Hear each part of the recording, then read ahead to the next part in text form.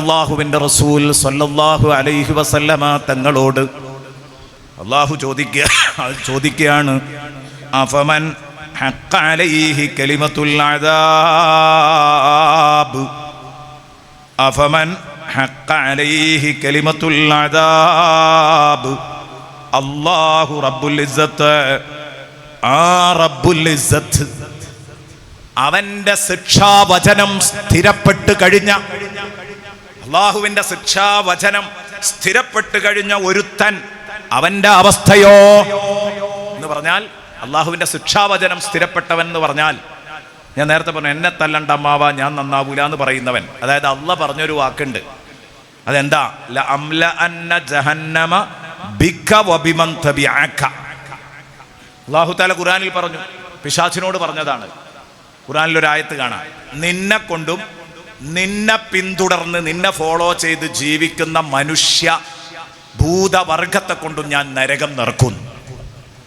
നീ വിളിക്കുന്നിടത്തേക്ക് നിന്റെ ഒപ്പം പോരുന്നവരെ കൊണ്ടും നിന്നെ കൊണ്ടും നിന്റെ കുട്ടികളെ കൊണ്ടും മക്കളെ കൊണ്ടും നിന്റെ അനുയായികളായ മനുഷ്യഭൂതവർഗങ്ങളെ കൊണ്ട് ഞാൻ നരകം നിറക്കന്നെ ചെയ്യും.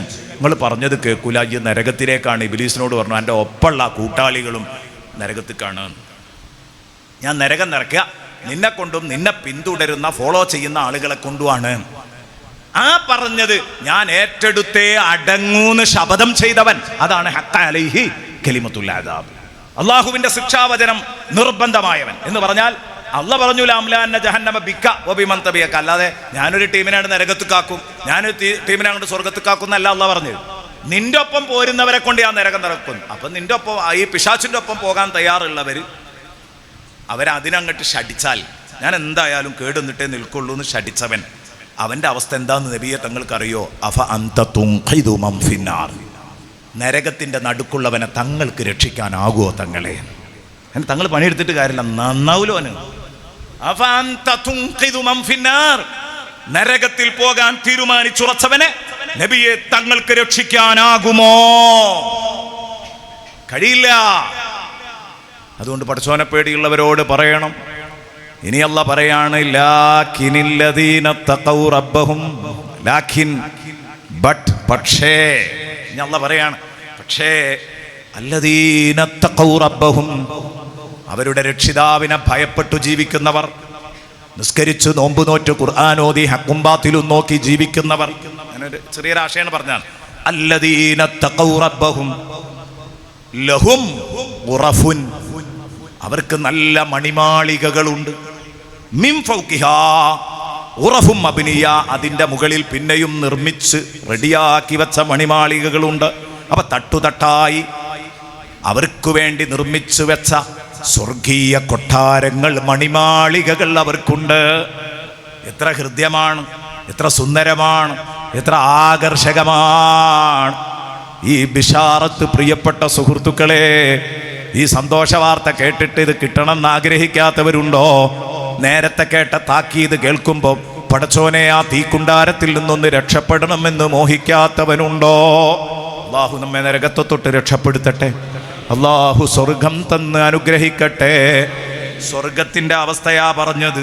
ഉറഫും മിൻ ഫൗഖിഹാ ഉറഫും മബ്നിയ്യാ, ഒന്നിനുമീത മറ്റൊന്നായി, തട്ടുതട്ടുകളായി, നിലകളായി, ബഹുനില കെട്ടിടങ്ങളായിട്ടുള്ള സ്വർഗീയ കൊട്ടാരങ്ങളുടെ രമ്യഹർമ്മങ്ങൾ അതേ അവർക്ക് വേണ്ടി ഒരുക്കി വെച്ചിട്ടുണ്ട്.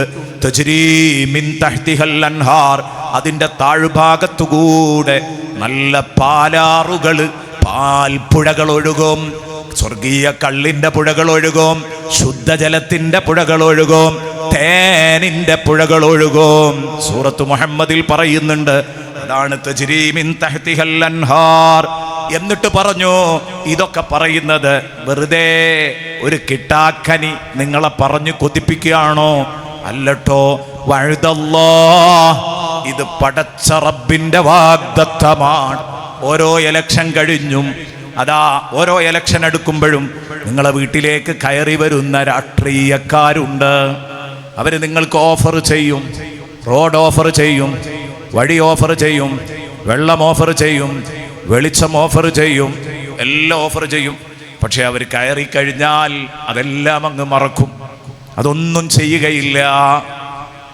ഭരണത്തിലിരുന്നവർ ഒരു തവണയും കൂടെ കയറ്റിയാൽ കഴിഞ്ഞ തവണ പല പ്രതിബന്ധങ്ങളും ഉണ്ടായി, നിങ്ങൾക്കൊന്നും തരാൻ പറ്റിയില്ല. ഒറ്റ തവണയും കൂടെ കയറ്റിയാൽ ഈ വാർഡ് നമ്മൾ സ്വർഗ്ഗമാക്കും എന്ന് പറയും.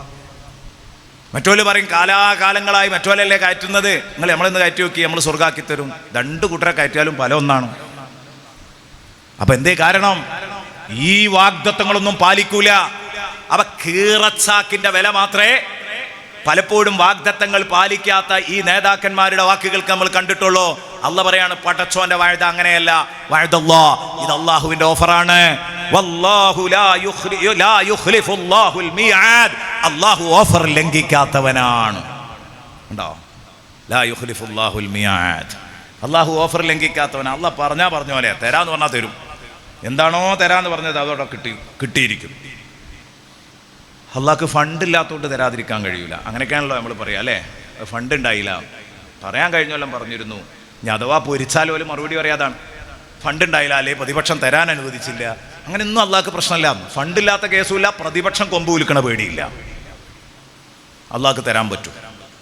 ലാ യുഖ്ലിഫുല്ലാഹുൽ മിആദ്, അള്ളാഹു വാക്ക് പാലിക്കും. ഇതാണ് വേറൊരു സ്ഥലത്ത് അള്ളാഹ് പറഞ്ഞത്, ലാ തബ്ദീല ലികലിമാത്തില്ല, അള്ളാഹുവിൻ്റെ വാക്കുകൾക്ക് മാറ്റമില്ല, തിരുത്തില്ല. അള്ളാഹ് പറഞ്ഞതുപോലെയാണ്, അത് പാലിക്കും.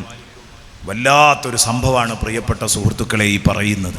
അതുകൊണ്ട് എൻ്റെ പ്രിയപ്പെട്ട സഹോദരങ്ങളോട്, എനിക്ക് എൻ്റെ പ്രിയപ്പെട്ട കൂട്ടുകാരോട് പറയാനുള്ളത്, ഇപ്പോൾ കേട്ട ആ സ്വർഗം അത് കിട്ടണമെന്ന് കരുതിയിട്ട് നമ്മൾ എന്തെങ്കിലും ജീവിതത്തിലൊരു മാറ്റം വരുത്തിയേ പറ്റുള്ളൂ.